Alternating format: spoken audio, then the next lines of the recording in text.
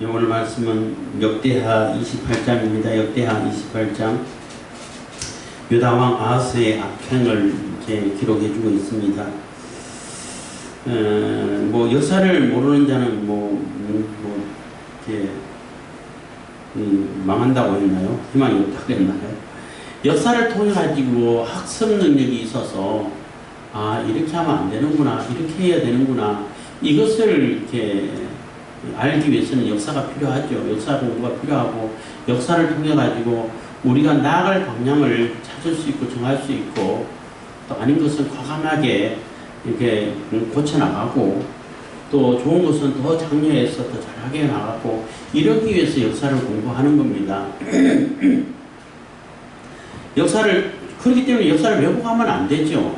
있는 그대로를 가르치고 배울 수 있는 능력이 있어야 되는데, 지금 이념을 따라가지고 역사서를 만들고 하다 보니까 너무나 왜곡된 역사를 배워왔고, 가르치고 있고, 가르쳐왔고, 가르치고 있다는 거예요.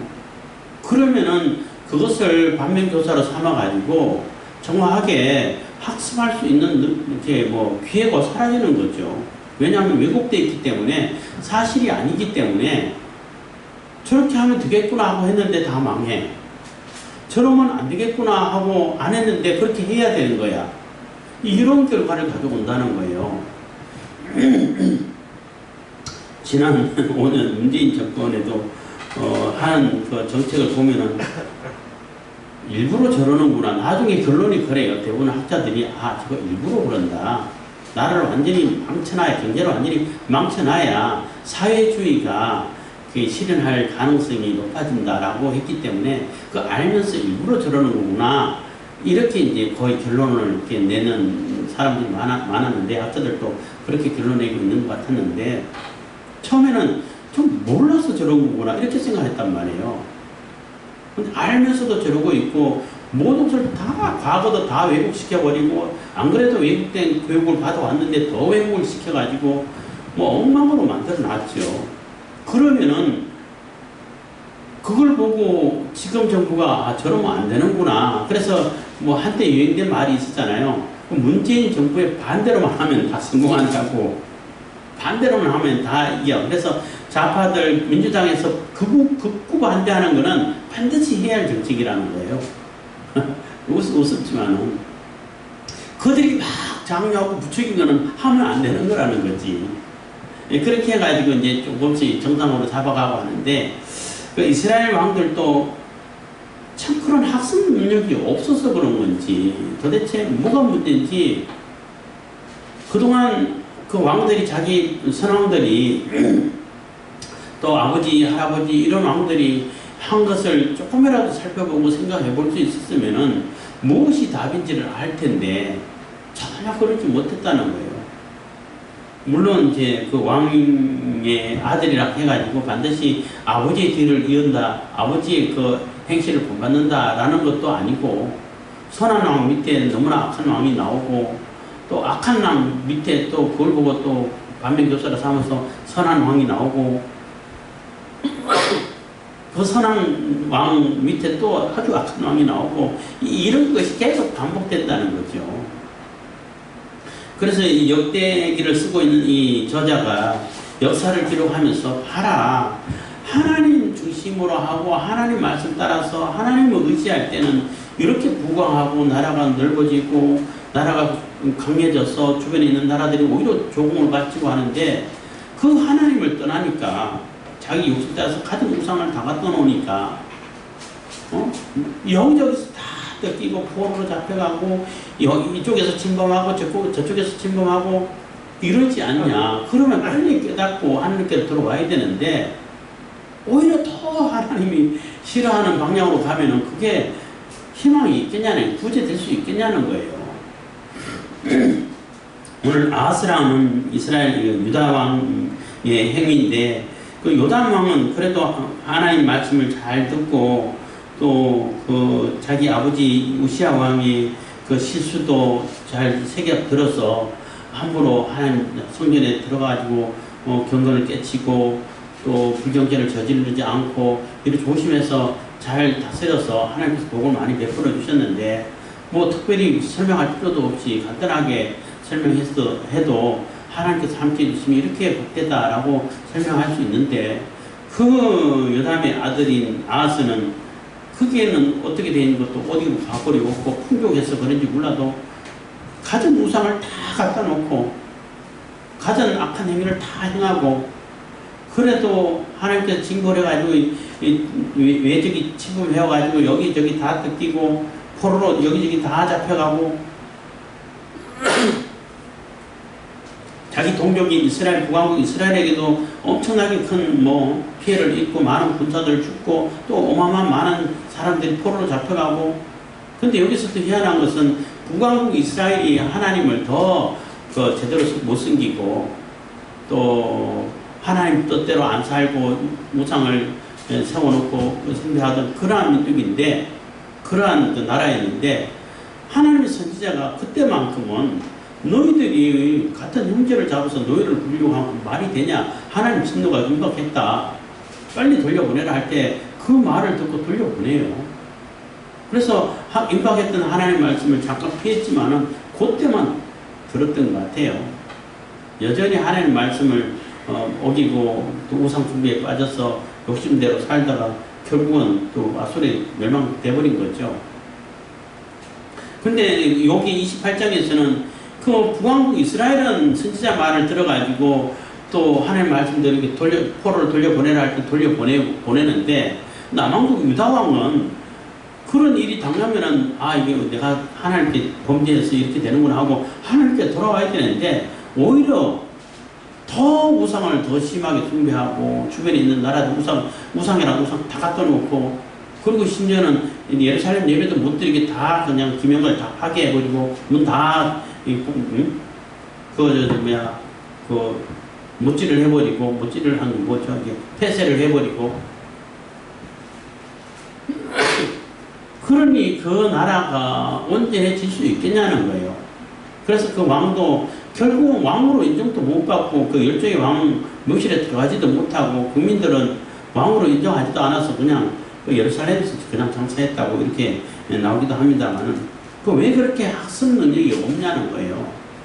왜 하나님께서 인자하심이 영원하고 그 선하심이 영원하고 하나님께서 우리를 복을 베풀어 주시고 복을 주시지 못해서 어떻게 하면 하나라도 더 복을 베풀어 줄까 이렇게 애를 쓰시는 그 하나님을 왜 바보같이 미련하게 떠나서 자기 욕심 챙긴다고 가가지고 결국은 욕심을 챙겼나요?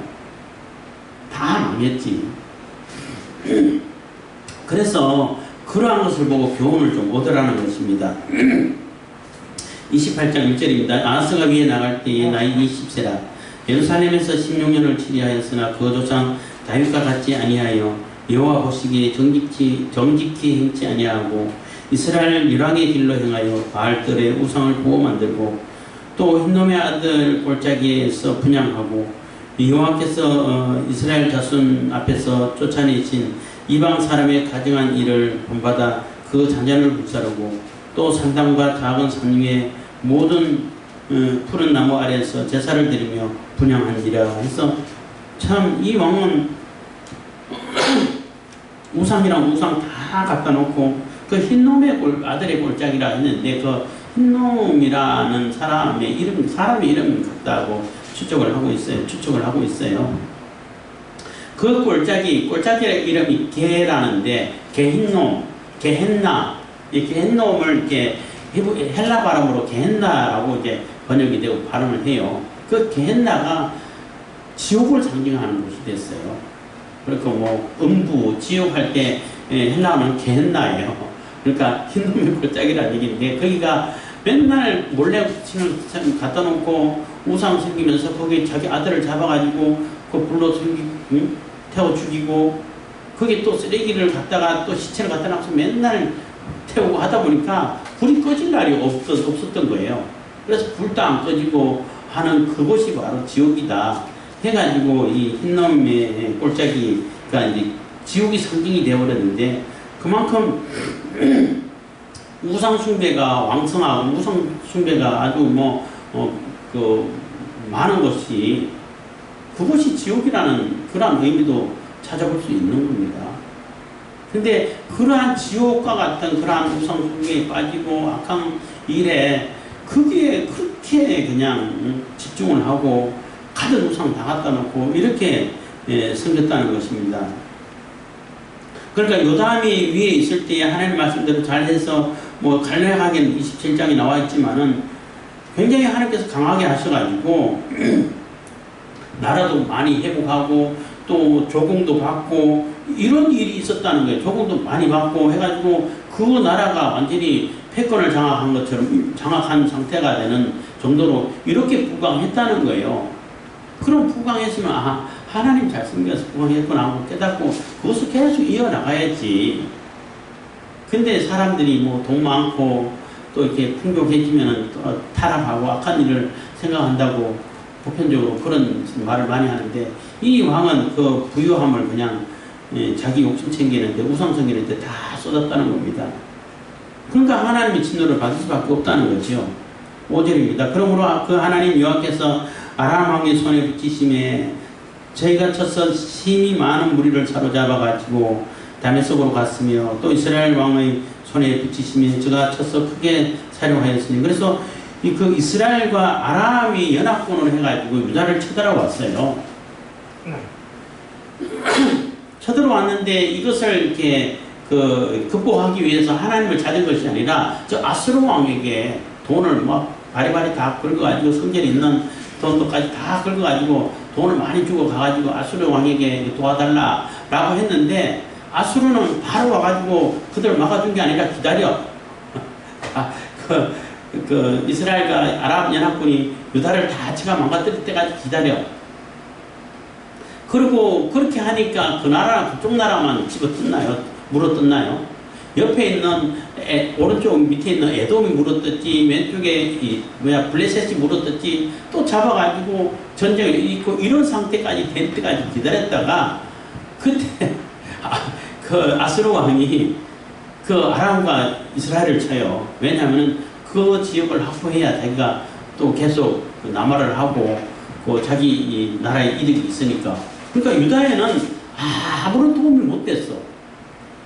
그렇지만 아수르한테는 돈도 갖다 주고 세력도 평정할 수 있도록 만들어주고 이렇게 자기 나라 이익을 위해 가지고 그렇게 한 거죠.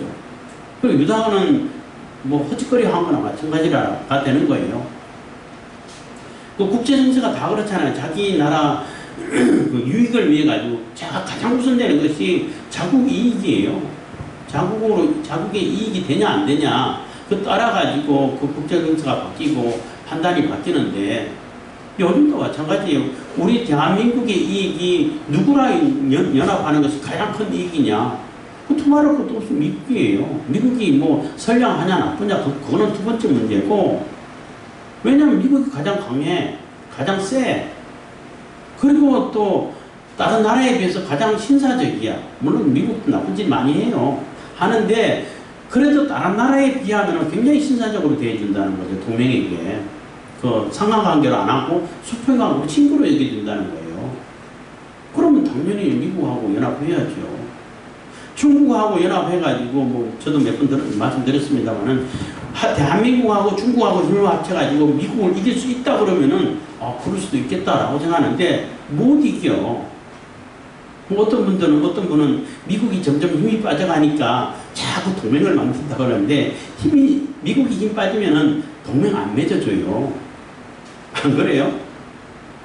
미국이 힘 빠져가지고 힘이 다 없는데 나랑 동맹하자면 지 힘이 없으니까 내 힘을 빌려고 그러네? 안 하지 당연히. 당연히 센 나라하고 동맹 맺으려고 그러죠. 그게 국제관계인데 미국이 힘이 없어서 동맹 맺으려고 그러는 게 아니에요. 자기 피를 이만큼이라도 덜 흘리려고 손해를 덜 보려고 동맹 맺는 거예요. 그리고 그 이익을 공동으로 나누자 이거잖아. 예를 들어 미국이 혼자 싸워서 하면 이길 수는 있는데 미국이 피해를 많이 보잖아요. 같이 싸우면 뭐 자기도 피해를 받을 수밖에 없잖아요. 피를 많이 흘릴 수밖에 없어. 그러면은 이거를 자기가 다 가질 수 있는데 그만큼 피해가 많이 있고 상처를 많이 입은 승리는 그래도 많이 아쉬운 게 있다는 거죠. 그런데 동맹을 맺어가지고 동맹국하고 같이 싸워. 동맹국으로 주는지 쌓여버리고 자기는 뒤에서 지원해주고 하면은 피가 훨씬 덜 흘리죠. 우크라이나 전쟁 보세요. 무기는 엄청 갖다 주는데 직접 참여는 안 하잖아요. 미국 사람 피 한 방울도 안 흘려요. 근데 나중에 복구하고 할 때, 입건할 때 미국이 얼마나 그 입건을 많이 가져가고 있어요. 그러니까 동맹을 같이 해가지고, 같이 해갖고, 그럼 같이 한 동맹들도 당연히 입건 가져가죠. 그래서 같이 나누자 하면서 자기는 반만 먹을 테니까 반 네가 먹어. 근데 네가 싸워. 이런 주의잖아요. 그러면 미국 입장에서는 훨씬 그게 이익이지, 자기 이익이죠. 하여튼 뭐 국제정세에 나와가지고 이렇게 됐는데, 어쨌든 국제적으로 보든 간에 힘으로 보든 간에 경제적으로 보든 군사적으로 보든 미국하고 동맹을 맺어야 우리가 안전하게 또 부강해 줄 수 있는 길이 열려요. 그리고 사실 미국 한미 동맹 때문에 우리나라가 지금까지 발전해 왔어요. 왜냐하면 미국이 대신 지켜줬잖아. 우리는 요만큼 조금만 흔들리고 나머지는 미국이 이만큼 흔들어가지고 지켜준 거고. 우리 자주 국방한다고 해가지고 뭐 전작권 뭐 가져와야 되네 하는데 미국이 빠져버리면은 지금 미국이 하던 그 역할까지 사실 우리 대한민국 국민이 국력만 가지고는 다 못해요, 사실은. 그런 것도 있어요. 근데 다 한다 할지라도 그거 어떻게 감당이 되겠어요? 그래서 이충근 박사 강의할 때 어떤 소위라고 그랬는데 어떤 분이 질문을 하더니 교수님, 아니 그 자주국방이 중요하지 않냐고, 미국보다 우리가 해야 하지 않냐고 이렇게 질문하니까 그 말이 맞다고. 그런데 미국이 빠져나가면은 또 자네가 몇 년 지금 근무하는지 모르겠지만 그만큼 근무해가지고 국방이 되겠냐고. 북한에서는 10년이 복무기간인데 우리도 적어도 10년은 해야 되지 않냐고. 동등하게 하려면 그보다 더 많이 해야 되지 않냐고. 미국 동맹이 있기 때문에 3년 아니면 뭐 지금 2년이죠. 2년만 해도 18개월만 해도 지켜지는 거라고. 근데 미국이 빠지면은 10년은 해야 돼. 군복무를. 10년보다 더 해야 되겠죠. 더 크게 하려면. 그게 좋겠냐고. 그러니까 아무 얘기 안 하더라는 거죠. 그것처럼 무슨 얘기 하다 국제관계가 나와가지고 또 이게 국제관계가 나오면 할 얘기가 많아서 이제 자꾸 딴 데로 빠지는데 유다도 아람 왕에게 그 원조를 취했는데 아람 왕은 그 원조를 받고 돈도 받고 그러면 바로 그 유다를 돕기 위해 가지고 들어와 가지고 이렇게 그 전쟁을 수행해 주면은 유다에게 도움이 되는데 그렇게 안 했다는 거예요. 유다의 이익이 아니라 철저하게 아수르의 이익적인 관점에서 기다렸다가 다 망가진 다음에 그때 또 이게 뭐 유다에서 탈취물 또 많이 갖고 할 때 그때 아람하고 이스라엘을 쳐. 그러면 이렇게 물러가기도 하고 그래가지고 유다가 그 위협에서 일단 벗어나는 것처럼 보이기도 했지만은 결국은 다 뺏긴 상태인데. 그리고 또 그 에돔이라든지 블레셋이 쳐들어왔을 때 에돔과 블레셋과 싸우는 게 아니라 그 이미 다 전쟁 끝나가지고 자기들이 치고 있는 그 아람과 이스라엘을 치고 있는데 그럼 유다에게는 뭐가 유익이냐고. 아무런 유익이 못하고 그냥 여기서 뺏기고 저기서 뺏기는 이러한 결과밖에 없었다는 겁니다. 그러니까 얼마나 어리석냐는 거예요. 6절입니다. 이는 그 열조의 하나님 여호와를 버렸습니다. 5절부터 다시 읽겠습니다. 그러므로 그 하나님 여호와께서 아람 왕의 손에 붙이심에 저희가 쳐서 심히 많은 무리를 사로잡아가지고 다메섹으로 갔으며 또 이스라엘 왕의 손에 붙이심에 저가 쳐서 크게 사려하였으니 이는 그 열조의 하나님 여호와를 버렸습니다. 이는 그 열조의 하나님 여호와를 버렸습니다. 르말라의 아들 베가가 유다에서 하루 동안 용사 12만 명을 죽였으며 에브라임의 용사 시그리 왕의 아들 마세아와 국내 대신 아스리간과 총리 대신 엘가나를 죽였더라. 그래서 뭐 중요한 관료들 다 죽이고 또 어마어마한 용사들 군인들을 다 죽이고 엄청난 피해를 입었고 또 어마어마한 포로를 또 이스라엘로 또 잡아갔다는 거예요. 그 아람은 뭐 민족이 다르니까 그 잡혀가지고 유다인이 죽는 것 하면 안타깝지만 어떻게 방법이 없잖아요. 근데 이스라엘은 같은 형제인데, 같은 형제고 같은 여호와 하나님을 섬기던 그러한 민족인데 그들이 또 노예로 잡아갔다는 거지, 유다 사람들을. 8절입니다. 이스라엘 자손이 그 형제 중에서 그 아내와 자녀를 합하여 20만 명을 사로잡고 그 재물을 많이 노력하여 사마리아로 가져가니, 그래서 잡아갔다는 거죠. 9절, 그곳에 여호와의 선지자가 있는데 이름은 오데시라. 저가 사마리아로 돌아오는 군대를 영접하고 저희에게 이르되 너희 열조의 하나님 여호와께서 유다를 진노하신 거로 너희 손에 붙이셨거늘 너희 노기가 충천하여 사륙하고 이제 너희가 또 유다와 예루살렘 백성들을 압제하여 노예로 삼고자 생각하는도다. 너희는 너희 하나님 여호와께 범죄함이 없느냐. 그래서 이스라엘 군대들에게 돌아오는 포로를 잡아갖고 돌아오는 그 군대에게 여호와의 선지자 하나님의 선지자 어디시 나가가지고 너희들 이렇게 하면 안 된다라고 얘기를 하는 거예요. 너희들이 이긴 것은 너희들이 잘해서 이긴 것이 아니라 유다가 하나님께 범죄해가지고 하나님께서 진노해서 심판하는 막대기로 쓰신 건데, 그러면 하나님께서 하라고 한 것만 해야지 하지 말라는 것까지 이렇게 다 포로 잡아 하면은 하나님의 진노가 너희들에게 임하지 않겠냐는 거예요. 너희들은 하나님께 범죄함이 없냐? 있지. 하나님께서 진노를 벌써, 하나님 진노도 너희들에게 이만큼 쌓아가고 있는데 거기서 이만큼 더 얹어버리면은 바로 진노가 쏟아질 거 아니냐, 이 얘기인 거예요.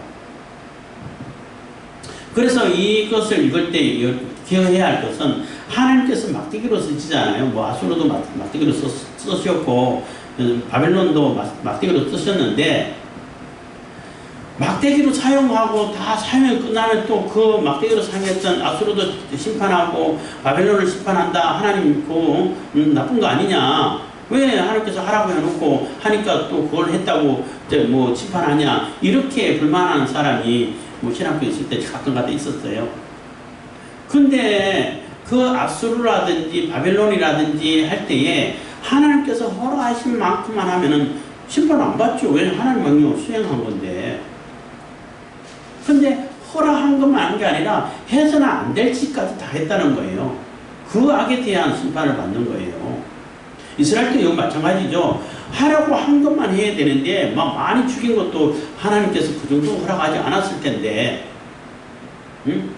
그런 것까지 했음에도 불구하고 또 그게 더해가지고 포로까지 20만 명이나 잡아왔어. 하나님께서 진노하고 계시고 진노가 막 쏟아지기 직전에 있다는 겁니다. 이렇게 그들을 권하니까 그들이 그 말을 또 들어요. 11절, 그런즉 너희는 내 말을 듣고 너희가 형제 중에서 사로잡아 온 포로를 놓아 돌아가게 하라. 여호와의 진노가 너희에게 임박하였느니라 한지라. 하는 게 진노가 임박했다는 겁니다. 12절, 에브라임 자손 두목 몇 사람 요하난의 아들 아사랴와 무실레못의 아들 베레가와 살룸의 아들 여히스기야와 하들레의 아들 아마사가 일어나서 전장에서 돌아오는 자를 막으며, 그러니까 그 메시지를 듣고 천자의 말을 듣고 이 중요한 이 사람들이 걸려들인 것 같기도 한데 나와가지고 이러다 우리 다 죽는다 해가지고 포로로 잡아오는 자라들을 막았었다는 거예요. 13절, 저에게 이르되 너희는 이 포로를 이리로 끌어들이지 못하리라.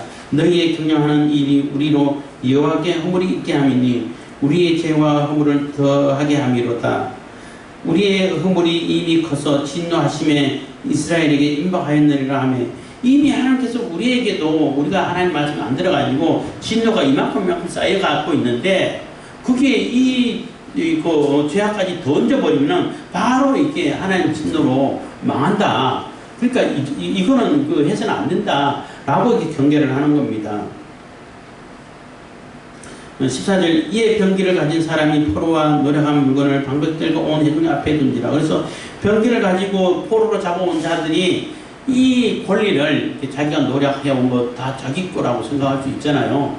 뭐 자기가 노력해왔으니까 자기가 마음대로 노예로 삼아가지고 할 수도 있고 하는데, 그 메시지를 듣고 자기 권리를 다 포기하고 그러면 당신들 앞에 이렇게 다 위임을 할 테니까 알아서 처리해 주세요 하고 위임을 해줬다는 거예요. 그랬더니 15절, 이 위에 이름이 기록된 자들이 일어나서 포로를 맞고 노력하여 온 중에 옷을 취하여 벗은 자에게 입히며 신을 신기며 먹이고 마시우며 기름으로 바르고 그 약한 자는 나귀에 태워드리고 종려나무 성 여리고에 이르러 그 형제에게 돌린 후에 사마리아로 돌아갔더라. 그래서 탈취물을 다 다시 그들에게 그 옷이 벗었다니 포로로 잡아갈 때는 옷을 올랑 벗겨가지고 수치를 느끼기도 하고 자기들이 가져가고 또 신도 다 뺏겨가지고 그렇게 노예를 끌고 간다는 거예요. 포로를 끌고 간다는 거예요.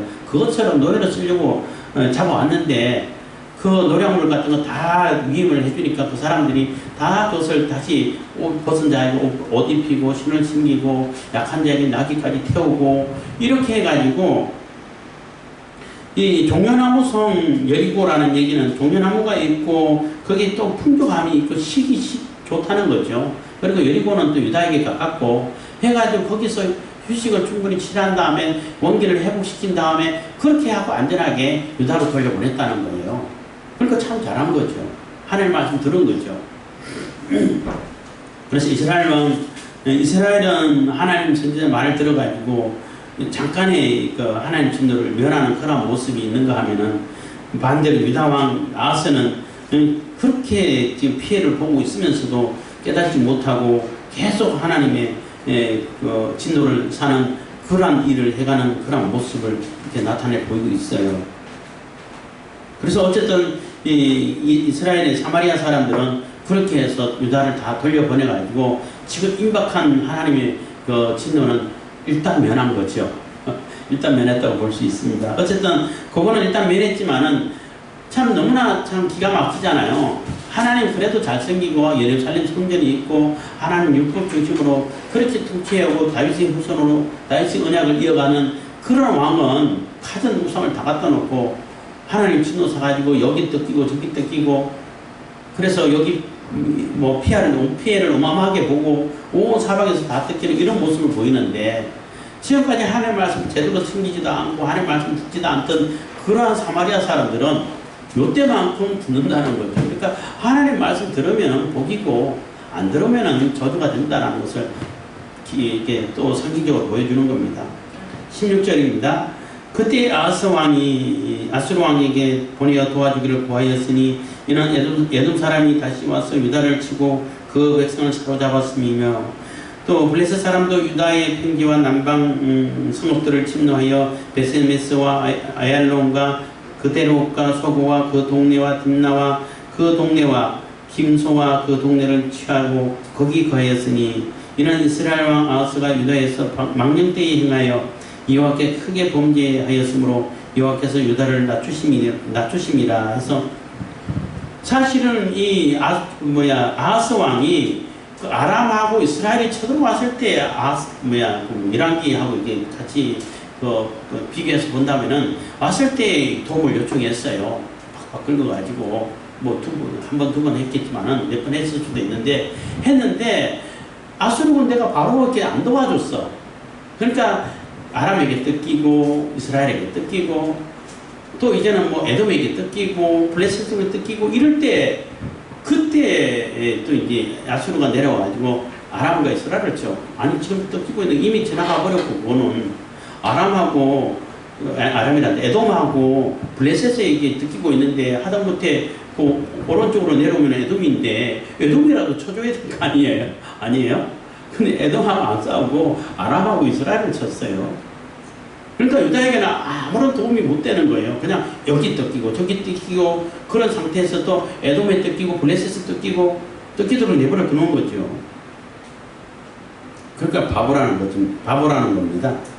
20절입니다. 아수르 왕 블레셋이 이르렀으나 돕지 아니하고 도리어 군박하였더라. 오히려 그냥 그 뜯어갈 것만 뜯어가고 뺏어갈 것만 뺏어가고 이렇게 했다는 거예요. 그러니까 뭐 아수르도 와가지고 뜯어가 버리고 다 뺏어가 버리고 여기 뜯기고 저기 뜯기고 이런 상태가 얼마나 비참하냐는 거예요. 이게 얼마나 비참하냐는 겁니다. 아까 그 한미동맹 잠깐 얘기했는데 한미동맹이 없었으면은 대한민국이 남아있겠어요. 지금 북한에서 가만히 안 있었을 거고 중국도 가만히 안 있었을 거고 러시아도 가만히 안 있었을 거고 심지어는 일본까지 가만히 안 있었을 거예요. 다 다 침공해가지고 다 뜯어먹고 아마 없었을 겁니다, 아마. 한미동맹이 해갖고 미국이라는 어마어마한 나라가 버티고 있으니까 미국 때문에 무서워가지고 못 쳐들어온 거죠. 그리고 또 뭐, 이충근 박사도 강의 들을 땐 그런 얘기를 많이 하던데, 북한 군사에게 남한에 있는 60만 대군이 60만 군사가 무섭냐, 그 평택에 있는 미군 3만 명이 무섭냐, 미군 3만 명이 무섭대. 미군 3만 명 때문에 못 쳐들어온다는 거예요. 왜냐하면 미군 3만 명이 아니거든.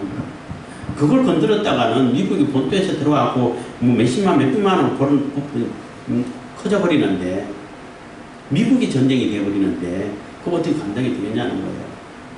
그렇기 때문에 한미동맹이 정말 중요한 겁니다. 미국 물러나라 하는 그 사람들은 정말로 바보들인 것이고, 반통일 세력이라고 하는데 지네들이 반통일 세력인 거예요. 지금 진짜 통일을 하려고 그러면은 그 김정은 세력, 그 군부를 다 무너뜨려야 돼.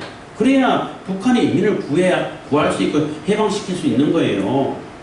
근데 그 권력을 계속 유지시켜주면은 해방이 됩니까? 통일이 돼요? 안 되지. 그래서 그들이 통일을 방해하는 세력이 되는 겁니다. 그리고 미국도 이제는 한국을 자꾸 통일시키려고 이렇게 자꾸 힘쓰는 것 같아요. 굉장히 좋은 국제 정세의 국제 정세라고 볼 수 있는 겁니다. 중국하고 일본이라든지 이런 나라는 절대 통일 반대야. 왜냐하면 통일하면 저들이 손해가 많거든. 위협이 되고. 그런데 미국은 통일되는 게 미국의 이익이 훨씬 더 크다고 여겨지니까, 국제 정세가 돌아가는 걸 보니까 자꾸 통일시키려고 하는 거예요. 그러니까 미국하고 같이 하는 것이 얼마나 좋아. 지금 미국하고 같이 하다 보니까 우리나라가 지금 문재인 때하고 지금하고 많이 달라지고, 또 뭐 지금 우리나라가 경제적으로 전 세계적으로 어려운데 앞으로 경제가 잘 풀려갈 것 같아요. 당장 무기가 어마어마하게 팔려. 무기가 어마어마하게 팔려요. 그리고 이제 뭐 경제협력이라든지 그 사우디아라비아랑 같이 경제협력하는데, 사우디아라비아가 650조 규모의 그 건설을 시작하려고 하는데 한국하고 하고 싶다는 거예요. 그럼 그거는 이제 나라의 수입이 뭐죠? 거기 잡힌다고. 응? GNP? 갑자기 이제 되는 단어가 자꾸 생각이 안 나는데, 그래서 막 쏟아 부어주고, 또 뭐 원자로도 5년간 멈춰놔가지고 다 망쳐지지 않았다 했는데, 그래도 한국의 원자로가 이제 막 다시 팔리고 다시 탈원전 폐기하고 하니까 또 여기저기서 우리한테 팔아 주워달라고 이런 뭐 주문 막 들어와요. 그러니까 지금 뭐 군수업체는 뭐 한 앞으로 20년, 30년 일거리가 꽉 쌓여 있어. 일거리가 꽉 쌓여 있어요. 그리고 다른 것도 지금 점점 풀려가는 그런 모습이 보여지잖아요. 그런 이익을 갖다 주는데 왜 중국이 얽매여요? 오히려 중국에 우리 한국이 갑질할 수 있는데, 중국에 한국이 반도체 안 팔아버리면은, 반도체가 지금 21세기 뭐 쌀이라고 말하는데 안 팔아버리면은 중국 경제가 그냥 무너져 버려요. 아무것도 못 만들어 버려요. 그러면 한국이 당연히 갑질할 수 있죠. 근데 왜 중국에 쫓겨내요? 그래서 빨리 지포 그 단체 가입해가지고 이게 뭔가 조절할 수 있도록 하면은 훨씬 더 한국이 이익이 될 거예요, 아마.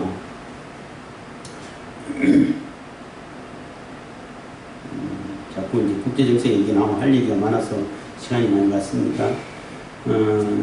21절입니다. 아하스가 여호와의 전과 왕궁과 방백들의 집에서 재물을 취하여, 그래서 그렇게 안 도와주니까 또 이렇게 다 빡빡 긁어가지고 다 갈취해가지고 또 이렇게 아수르 군대에게 갖다 줬다는 거예요. 아하스가 여호와의 전과 왕궁과 방백들의 집에서 재물을 취하여 아수르 왕에게 주었으나 유익이 없었더라. 그래서 또 했는지 아니면 지난번에 했던 걸 얘기하는 건지 잘 모르는 것이 아니라 아마 지난번에 했던 것을 다시 얘기하고 있는 건데, 그 뇌물을 갖다 줄 때 백성들에게 다 이렇게 물리고 또 이제 다 뜯어내고 여호와의 전 하나님 전에 있는 것도 다 이렇게 뺏어와가지고 다 갖다 줬다는 겁니다. 그래 줬지만은 아무런 유익을 못 받다는 거죠. 22절입니다. 이 아하스 왕이 공부할 때에 더욱 여호와께 범죄하여, 공부하면 하나님을 찾아야지. 그때 더욱 하나님께 범죄했다는 겁니다. 바보죠. 23절 자기를 친 다메섹 신들에게 제사하여 가로되 아람 열왕의 신들이 저희를 도왔으니 나도 그 신들에게 제사하여 나를 돕게 하리라 하였으나 그 신이 아하스와 이스라엘을 많게 하였더라. 그래서 바보 아니에요? 그래서 열왕의 왕들이 자기를 쳤으니까 내가 그 왕을 섬긴다고, 그 나라 신을 섬긴다고 하면은 그 나라 신이 받아주겠어요? 그리고 하나님 보실 때 그건 아무것도 아닌데 하나님께 징계를 해가지고 그 나라에 치도록 만들었는데, 그 나라 왕을 섬기고 그 나라 그 신을 섬기면은 하나님이 더 그냥 다 뺏어가게 만들어버리지. 그래서 그 신이 아하스와 온 이스라엘을 망케 하였다는 얘기는 그 신이 능력이 있어서 그 망하게 할 수 있는 능력이 있어가지고 망케 했다는 얘기 아니라 하나님이 그 신을 섬기는 아하스를 망하게 만들었다는 얘기예요. 그 신 때문에. 그러니까 바보죠. 24절 아하스가 하나님의 전 기구들을 모아 회파하고 또 여호와의 전 문을 닫고 예루살렘 구석마다 단을 쌓고, 그러니까 하나님 그 예루살렘 성전을 그냥 다 전기구를 다 부셔버리고 또 문들을 다 폐쇄시켜버리고 그러고 있다는 거예요. 그 바보짓을 더 하고 있다는 거죠. 그 하나님의 진노를 사고 있는데 하나님께 빨리 회개하고 돌아와야지. 더 하나님께 예배 못하게 하고 예배를 방해하고 그러면은 그 나라가 살겠어요? 더 망하지. 그래서 아하스 왕이 가장 악한 왕으로 이렇게 평가되고 있는데 므낫세 왕은 더 심하게 했죠. 근데 므낫세 왕은 나중에 회개라도 조금 했잖아. 돌이키고 하나님이 모든 게 하시구나 해결했는데 아하스 왕은 회개 자체도 없었어요. 그래서 가장 악한 왕으로 이제 평가되고 있는 겁니다. 25절 유다 각 성읍에 산당을 세워 다른 신에게 분양하여 그 열조의 하나님 여호와의 노를 적발케 하였더라. 아하스의 이외의 시종사적과 모든 행위는 유다와 이스라엘 열왕기에 기록되니라. 아하스가 그 열조와 함께 잠에 이스라엘 열왕의 묘실에 들이지 아니하고 예루살렘 성에 장사하였더라. 그 아들 시기야가 대신하여 왕이 되니라. 그래서 열왕의 묘실에 묻지도 않았어. 장사 지내주지도 않았어. 백성들이 볼 때는 너무나 심했다는 거예요. 너무나 악했고 이거 왕으로 여길 수도 없어. 이렇게 했다는 겁니다. 그래서 죽어서까지도 불면예를 하는 그런 왕이 되어버렸는데, 우리가 좀 사람이 좀 머리를 쓸 줄 알고 지혜를 좀 이렇게 발휘할 줄 알아야죠.